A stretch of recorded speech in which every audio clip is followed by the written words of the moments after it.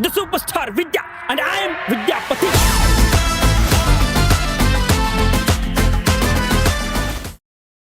Welcome back friends. Yes, Ramanavami ವಿಶೇಷ ಕಾರ್ಯಕ್ರಮದಲ್ಲಿ ನನ್ನ ಪಕ್ಕ ಇರೋರ ಹೆಸರು ಹೇಳೋದಕ್ಕೂ ಅವ್ರು ನೋಡೋದಕ್ಕೂ ನಂಗೆ ಭಯ ಆಗುತ್ತೆ. ಬಟ್ ಅಲ್ಲ, ಅವ್ರೊಂದು ಸ್ವೀಟ್ ಸ್ಮೈಲ್ ಕೂಡ ಇಟ್ಕೊಂಡಿದ್ದಾರೆ. ಸೊ ಕ್ಯಾರೆಕ್ಟರ್ ವೈಸ್ ಭಯ ಪಡಿಸಿದ್ರು ಕೂಡ ಬೈ ಹಾರ್ಟ್ ತುಂಬ ಸ್ವೀಟ್ ಅಂತ ಅವ್ರ ಹೀರೋಯಿನ್ನೇ ಸರ್ಟಿಫಿಕೇಟ್ ಕೊಟ್ಟಿದ್ದಾರೆ. ಇವ್ರ ಮದುವೆ ಆಗಿರೋರು ನಿಜವಾಗ್ಲೂ ಅದೃಷ್ಟವಂತರು ಅಂತಲೂ ಹೇಳಿದ್ದಾರೆ. ಸೊ ನಾನು ಮಾತಾಡ್ತಿರೋದು ಇಟ್ಸ್ ನಾಟ್ ದೆನ್ KGF ಖ್ಯಾತಿಯ ಗರುಡ ರಾಮ್ ಸರು. ಅವ್ರ ಹೆಸರು ರಾಮಚಂದ್ರ ರಾಜು. ಅವ್ರಿಗೆ ನಮಸ್ಕಾರ ಸರ್. ರಾಮನವಮಿ ದಿನ ರಾಮ ಅಂತಲೇ ಹೆಸರಿಟ್ಕೊಂಡಿದ್ದೀರಾ. ಸೊ ನಿಮಗೆ ರಾಮನ್ ಕ್ವಾಲಿಟೀಸ್ ಜಾಸ್ತಿ ಇದೆ ಅಂತ ಕೂಡ ಕೇಳ್ಪಟ್ಟಿದ್ದೀನಿ, ಹೌದಾ? ಖುಷಿ ಆಗುತ್ತೆ ಸರ್, ಆನ್ ಸ್ಕ್ರೀನಲ್ಲಿ ಬರೀ ಫುಲ್ಲು ಗಂಟು ಹಾಕ್ಕೊಂಡಿರೋ ಮುಖ ನೋಡಿ, ನಗದು ನೋಡ್ರೆ ಫುಲ್ ಖುಷಿ ಆಗುತ್ತೆ. ಯಾ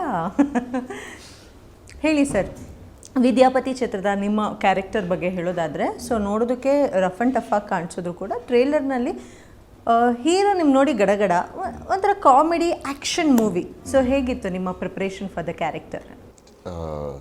ಫಸ್ಟಿಂದ ಹೇಳ್ಬಿಡ್ತೀನಿ ಇದನ್ನು, ಹೇಗೆ ಬಂತು ಸಿನಿಮಾ ನನಗೆ ಅಂತ.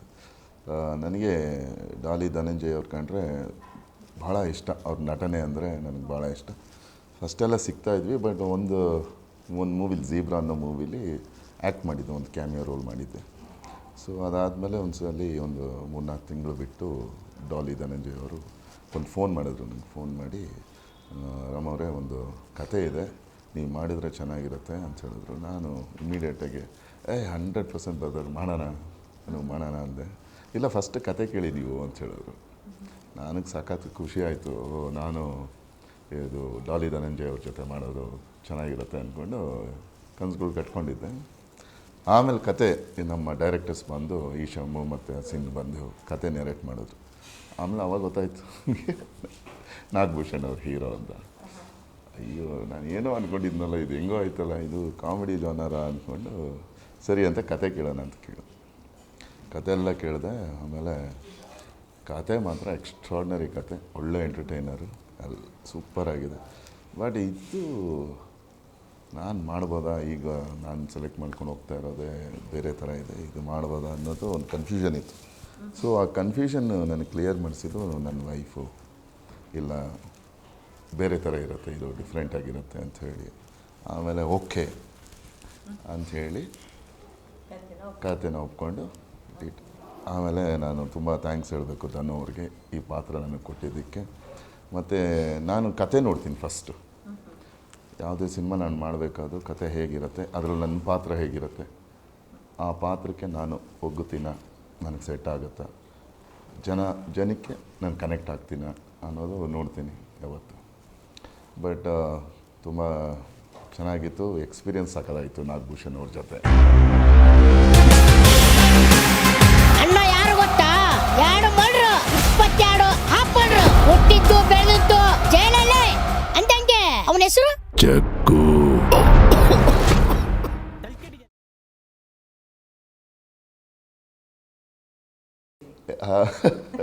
ಅದು ಸಿನಿಮಾ ನೋಡಿ, ಸಿನಿಮಾ ನೋಡಿದ್ಮೇಲೆ ಸಿನಿಮಾ ನೋಡಿ ಹೇಳಿ. ಈಗ ಸೆಟ್ಟರ್ಸು ಹೀರೋ ಹೇಗಿರಬೇಕು ಅನ್ನೋದು ತುಂಬ ಹಿಂದೆನೇ ಡೆಫಿನೇಷನ್ಸ್ ಇದೆ. ವಿಲನ್ಸ್ ಹೀಗೆ ಇರಬೇಕು, ಎದೆ ತನಕ ಗಡ್ಡ ಬೆಳೆಸ್ಕೊಂಡಿರಬೇಕು, ನೋಡೋಕೆ ಖಡಕ್ಕಾಗಿರಬೇಕು. ವಿಲನ್ ಬಂದ ಅಂದ ತಕ್ಷಣ ಯಾರು ಥಿಯೇಟರ್ ಚೇರ್ ಮೇಲೆ ಕೂತಿದ್ರೋ ಒಂದ್ಸಲ ಹಿಂಗೆ ಗಾಬರಿಯಾಗಿ ನೋಡಬೇಕು, ಆ ರೀತಿಯ ಇಂಪ್ರೆಷನ್ನ ಕ್ರಿಯೇಟ್ ಮಾಡಿದಂಥವ್ರು. ಸೊ ಹೇಗಿತ್ತು ನಿಮ್ಮ ಎಕ್ಸ್ಪೀರಿಯನ್ಸು ಸರ್? ನೀವು ಅಂದ್ಕೊಂಡಿದ್ರಾ ಇದಕ್ಕಿಂತ ಮುಂಚೆ ತಾವು ಏನು ಮಾಡ್ಕೊಂಡಿದ್ರಿ? ಹೇಗೆ ಚಿತ್ರರಂಗಕ್ಕೆ ನಿಮ್ಮ ಪಾದಾರ್ಪಣೆ ಆಯಿತು? ಏನು ಕತೆ, ಇದ್ರ ಬಗ್ಗೆ ಹೇಳೋದಾದರೆ? ನಾನು ಆ್ಯಕ್ಟರ್ ಆಗಬೇಕಂತ ಅಂದ್ಕೊಂಡಿರಲಿಲ್ಲ. ಇದು ಆಕಸ್ಮಿಕ.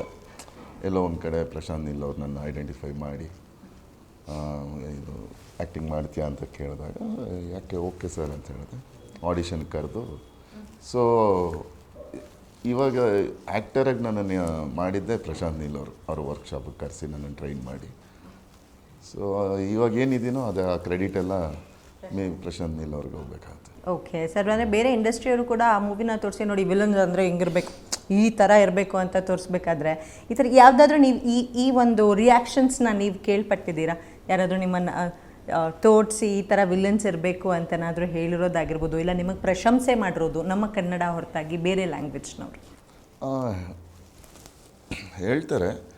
ಇದಕ್ಕೆ ಒಂದು ಇನ್ಸಿಡೆಂಟ್ ಹೇಳಬೇಕು ನಾನು. ನಡೆದ KGF ಮುಂಚೆ ಶೂಟಿಂಗ್ ಟೈಮಲ್ಲಿ ಇನ್ನೇನು ಮುಗಿಸ್ಕೊಂಡು ಬರ್ತಾಯಿದ್ವಿ. ಬರಬೇಕಾದ್ರೆ ಖುಷಿಗೆ ಒಂದು ಪಾರ್ಟಿ ಮಾಡಿದ್ವಿ. ಓಕೆ. ಸೊ ಬರ್ತಾಯಿದ್ವಿ, ಇನ್ನೇನು ಬ್ಯಾಂಗ್ಳೂರಿಗೆ ಬಂದ್ವಿ. ಲಾಸ್ಟ್ ದಿನ ಶೂಟ್ ಮುಗಿಸ್ಕೊಂಡು ಆಗ ಪೊಲೀಸವರು ಕ್ಯಾಚ್ ಮಾಡಿದ್ರು. ಸೊ ನಮ್ಮ ಫ್ರೆಂಡ್ ಯಾರೋ ಓಡಿಸ್ತಾಯಿದ್ರು.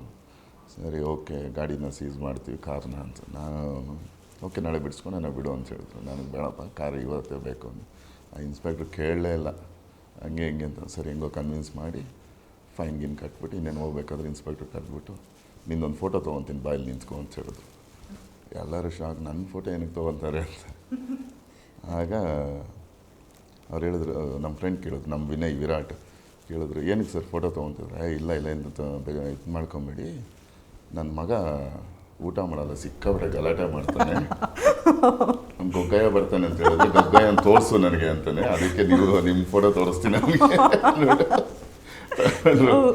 ಆಗೆಲ್ಲ ಫ್ರೆಂಡ್ಸು ಏನೋ ಆಗತ್ತಪ್ಪ ನಿಂದು ಅಂತ. ಅದೊಂದು ಫನ್ನಿ ಇನ್ಸಿಡೆಂಟ್ ನನ್ನ ಲೈಫಲ್ಲಿ. ನೈಸ್. ಅಂದರೆ ಆ ಪ್ರಿಪರೇಷನ್ ನಿಮಗೆ ಹಂಗೆ ಕಾಣೋ ಹಾಗೆ ಮಾಡಿ ಫುಲ್ ಕೂದಲೆಲ್ಲ ಬಿಟ್ಕೊಂಡು ಹಂಗಿದ್ದೆ ನಾನು. ಸರ್ ಅವ್ರಿಗೇನಾದರೂ ಹೇಳಿದ್ರೆ ಸರ್ ನಾನು ಈ ಥರ ಮೂವಿಲಿ ಮಾಡ್ತಿದ್ದೀನಿ, ಐ ಮೀನ್ ಒಂದು ಕ್ಯಾರೆಕ್ಟರ್ ಮಾಡ್ತಿದ್ದೀನಿ ಅಂತ ಏನಾದರೂ ಪೊಲೀಸವ್ರಿಗೆ ಹೇಳೋದು? ಸದ್ಯ ಆ ಸಿಚುವೇಶನಿಂದ ಎಸ್ಕೇಪ್ ಆದರೆ ಸಾಕು ಅನ್ನೋಂಗಿತ್ತೇನೋ. ನೈಸ್. ನಿಜವಾಗ್ಲು ಅವ್ರ ರಾಮ ಈ ಥರ ಕೆಲವೊಂದು ಬೇಜಾನಾಗಿದೆ ಇನ್ಸಿಡೆಂಟ್ಸ್. ಹೌದಾ? ಸೊ ಸೆಟ್ ಟೈಮ್ನಲ್ಲಿ ಅಂದರೆ ಶೂಟಿಂಗ್ ಟೈಮ್ನಲ್ಲಿ ನೀವು ಯಾವತ್ತಾದ್ರೂ ಅಂದ್ಕೊಂಡಿದ್ರೆ ಯಾವಾಗಲೂ ಹೀರೋ ಅಗೇನ್ಸ್ಟಾಗೆ ಫೈಟ್ ಮಾಡ್ತೀನಿ, ಒಂದ್ಸಲಿ ಹೀರೋ ಬಣ ಸೇರಿಕೊಂಡು ಹೀರೋ ಪರವಾಗಿ ಮಾಡೋಣ ಅಂತ ಯಾವತ್ತಾದ್ರೂ ಐಡಿಯಾ ಅನಿಸಿದ್ಯಾ ನಿಮಗೆ? ಇಲ್ಲ, ಆ ಥರ ಅನಿಸಿಲ್ಲ ನನಗೆ. ಅನಿಸಿಲ್ಲ. ನನಗೆ ಯಾವತ್ತಿದ್ರು ಬ್ಯಾಡ್ಮನ್ ಆಗಿರೋದೇ ಇಷ್ಟನಾ? ಆಗಿರೋದೇ ಇಷ್ಟ. Screen yes sir, of course. ನೀವು ಆಫ್ ದ ಸ್ಕ್ರೀನ್ ಗುಡ್ ಅಂತ ಗೊತ್ತಾಯ್ತು ನಿಮ್ಮ ನಗುನಲ್ಲೇ. ಆ್ಯಂಡ್ ನಿಮಗೆ ಇನ್ಸ್ಪಿರೇಷನ್ ಯಾರು ಸರ್ ಈ ಪಾತ್ರಗಳನ್ನ ಮಾಡೋದಕ್ಕೆ, ಈ ವಿಲನ್ ಕ್ಯಾರೆಕ್ಟರ್ನ ಮಾಡೋದಕ್ಕೆ? ಸೊ ನೀವು ನಟನಾಗಿ ವಿಲನ್ ಆಗಿ ಬರ್ತೀರಾ ಅಂದ ತಕ್ಷಣ ಸೊ ನಿಮ್ಮ ಹೋಮ್ವರ್ಕ್ ಸಿದ್ಧತೆ ಆಗೇ ಆಗಿರುತ್ತೆ. ಸೊ ನಮ್ಮ ಕನ್ನಡ ಇಂಡಸ್ಟ್ರಿಯಲ್ಲಿ ಯಾವ ಕಳನಟ ನಿಮಗೆ ತುಂಬ ಇನ್ಸ್ಪೈರ್ ಮಾಡ್ತಾರೆ? ನನಗೆ ವಜುಮನಿ ಸರ್ ಅಂದರೆ ಭಾಳ ಇಷ್ಟ. ಸಂಪತ್ತಿಗೆ ಸವಾಲು ಅವ್ರ ಸಿನಿಮಾಗಳೆಲ್ಲ ನೋಡ್ಕೊಂಬರ್ತಾಯಿದ್ದೆ. ಅವರು ಆ ವಾಯ್ಸು, ಅವ್ರ ಆ್ಯಕ್ಟಿಂಗು, ಆ ಲುಕ್ಕು, ಆ ಮಾಡ್ಯುಲೇಷನ್ಸು ಈಗ ಯಾರು ಮಾಡೋಕ್ಕಾಗತ್ತೆ ಆ ಥರ.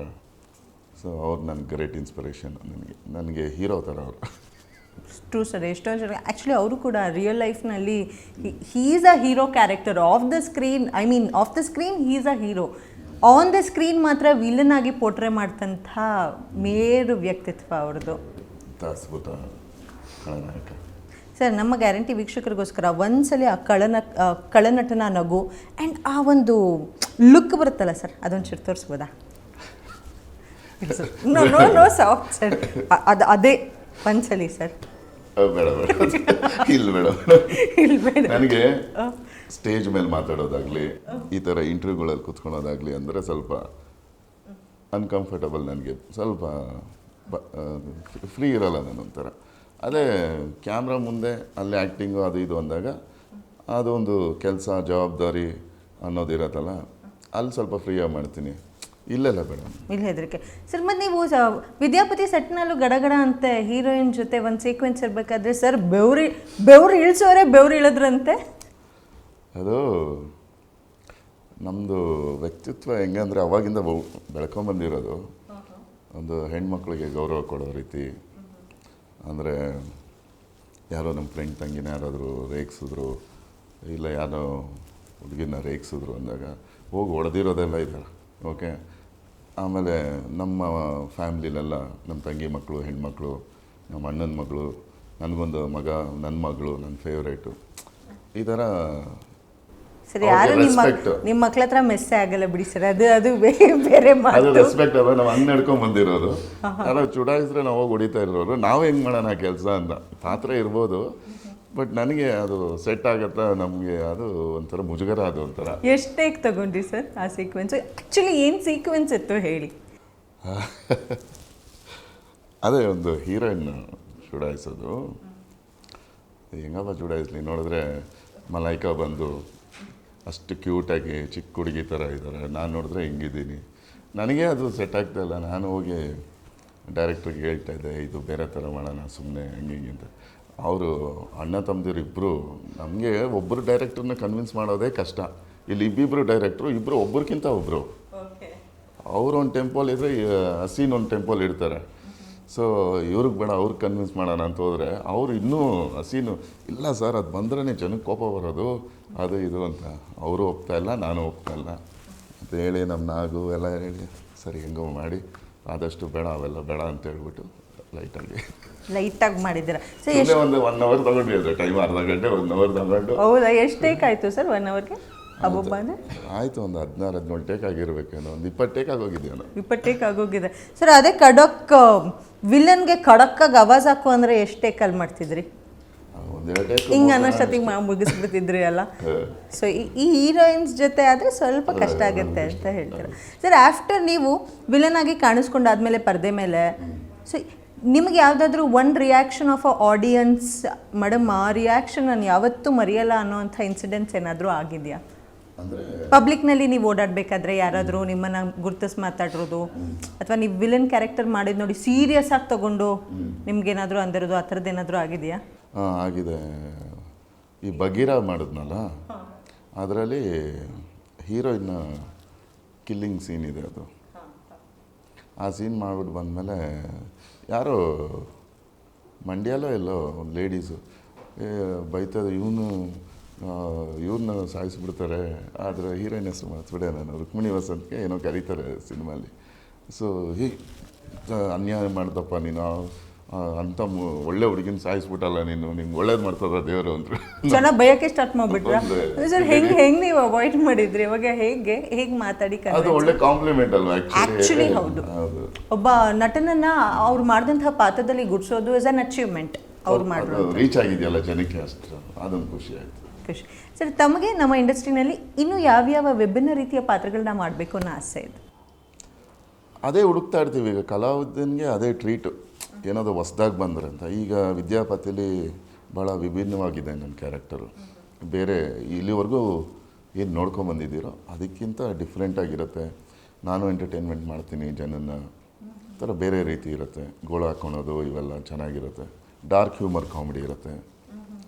ಈ ಥರ ಇದು ನನಗೆ ತುಂಬ ಖುಷಿ ಕೊಡ್ತು ಈ ಕ್ಯಾರೆಕ್ಟರ್ ನನಗೆ ಸಿಕ್ಕಿರೋದು. ಅದಕ್ಕೆ once again I should be very thankful to mister Daali Dhananjaya ಮತ್ತು ನಮ್ಮ ಈಶಾಮು ಮತ್ತು ಹಸೀನ್ ಡೈರೆಕ್ಟರ್ಸ್ಗೆ. ಮತ್ತು ಇನ್ನೊಂದು ವಿಭಿನ್ನವಾದ ಕ್ಯಾರೆಕ್ಟರ್ ಮಾಡಿರೋದು ಅಂದರೆ ವೀರಚಂದ್ರಹಾಸ ಅಂದ್ಬಿಟ್ಟು ರವಿ ಬಸವರಾವ್ ಡೈರೆಕ್ಟರ್ ಮಾಡ್ತಾ ಇದ್ದಾರೆ. ಸೌತ್ ಕೇಂದ್ರ ಮೂವಿ. ಅದು ಯಕ್ಷಗಾನ, ಅದು ಫುಲ್ ಯಕ್ಷಗಾನ ಅದು ಸ್ಟೈಲಲ್ಲಿ. ಅದೊಂಥರ ಡಿಫ್ರೆಂಟ್ ಎಕ್ಸ್ಪೀರಿಯನ್ಸ್. ಅದು ವಾಯ್ಸ್ ಡಬ್ಬಿಂಗ್ ಮಾಡಬೇಕಂದ್ರೆ ದೇವರು ಇಳಿದೋಯ್ತು ಅದು, ಯಾಕಂದರೆ ಟಾಪಲ್ಲೇ ಕಿಡ್ಸ್ಬೇಕಲ್ಲ ಸರ್. ಅದರಲ್ಲಿ ಏನು ಯಾವ ಪಾತ್ರ ಆಗಿದೆ ಸರ್ ತಮ್ಮದು? ನಾನು ಗರುಡಾಕ್ಷ ಅಂದ್ಬಿಟ್ಟು ಒಂದು ಫುಲ್ ಅದು ಹಾಕ್ಕೊಂಡು ಸೇಮ್ ಯಕ್ಷಗಾನ ಥರ ಆ ಸ್ಟೈಲೆಲ್ಲ ಸ್ವಲ್ಪ ಕಲ್ತ್ಕೊಂಡು ಆ ಡೈಲಾಗ್, ಆ ಮೂಮೆಂಟ್ ಅಂತೆಲ್ಲ ಹೇಗಿತ್ತು? Very good experience. It's an wonderful opportunity. Wonderful art and opportunity. ಅಂತ ಆಪರ್ಚುನಿಟಿ ಸಿಗೋದೇ ಕಷ್ಟ ಕಲಾವಿದರಿಗೆ. ನನಗೆ ಈ ಮಾತು ಬಂದು ಇಟ್ಸ್ ಎನ್ ಆಪರ್ಚುನಿಟಿ ಅಂತ ಹೇಳಿ ನನ್ನ ಮೈಂಡ್ ಸೆಟ್ ಚೇಂಜ್ ಮಾಡಿದವರು ಶಿವಣ್ಣವರು ಅದರಲ್ಲೊಂದು ಪಾತ್ರ ಮಾಡಿದ್ದಾರೆ ವೀರಚಂದ್ರಹಾಸಲ್ಲಿ. ಸೊ ಅವಾಗ ಆ ಬೆಂಕಿ, ಆ ಫೈರೆಲ್ಲ, ಆ ಸ್ಮೋಕ್ ಎಲ್ಲ ಹಾಕ್ಕೊಂಡು ಅವರು ಅಷ್ಟು ವೆಯ್ಟು ಇರೋ ಡ್ರೆಸ್ಸು ಮಾಡ್ತಾಯಿದ್ರು. ನಾನು ಕೇಳಿದೆ, ಅಣ್ಣ ಏನು ನಿಮ್ಗೆ ಕಷ್ಟ ಆಗ್ತಾಯಿಲ್ಲ? ಕಷ್ಟನಾ? ಇಟ್ಸ್ ಎನ್ ಆಪರ್ಚುನಿಟಿ ನಮ್ಮ, ಸಿಗಲ್ಲ ಇವೆಲ್ಲ, ಈ ಲೈಫ್ ಟೈಮಲ್ಲಿ ಸಿಗೋದು. ಫಸ್ಟ್ ಇದನ್ನ ಆಪರ್ಚುನಿಟಿ ನೋಡಬೇಕು, ಆಮೇಲೆ ಕಷ್ಟ ನಷ್ಟ ಎಲ್ಲ ಆಮೇಲೆ, ಓಕೆನಾ ಅಂತ ಹೇಳಿದ್ರು. ನನಗೆ ಅಲ್ಲೇ ಚೇಂಜ್ ಆಯಿತು. ಅಪ್ಪ ಅಂತ ಲೆಜೆಂಡ್ರಿ ಆ್ಯಕ್ಟರು ಅಂತ ಮಾತು ಹೇಳ್ತಾರೆ ಅಂದಾಗ ನಾವೆಷ್ಟು ನಿಷ್ಠೆ ಶ್ರದ್ಧೆಯಿಂದ ಮಾಡಬೇಕು ಕೆಲಸಗಳು. All the very best sir. ಮತ್ತೊಮ್ಮೆ ನಿಮಗೆ ರಾಮನವಮಿ ಹಬ್ಬದ ಹಾರ್ದಿಕ ಶುಭಾಶಯಗಳು. Thank you so much. ಎಲ್ಲರಿಗೂ ಒಳ್ಳೆಯದಾಗಲಿ. ಎಲ್ಲರಿಗೂ ರಾಮನವಮಿಯ ಹಬ್ಬದ ಶುಭಾಶಯಗಳು. ಏಪ್ರಿಲ್ 10ಕ್ಕೆ ನಮ್ಮ ಕನ್ನಡ ಸಿನಿಮಾ ವಿದ್ಯಾಪತಿ ರಿಲೀಸ್ ಆಗ್ತಾಯಿದೆ. ದಯವಿಟ್ಟು ಎಲ್ಲರೂ ಬಂದು ಥಿಯೇಟ್ರಲ್ಲಿ ಈ ಸಿನಿಮಾನ ನೋಡಿ ಗೆಲ್ಲಿಸ್ಬೇಕು ಅಂತ ಕೇಳ್ಕೊತೀನಿ. Thank you.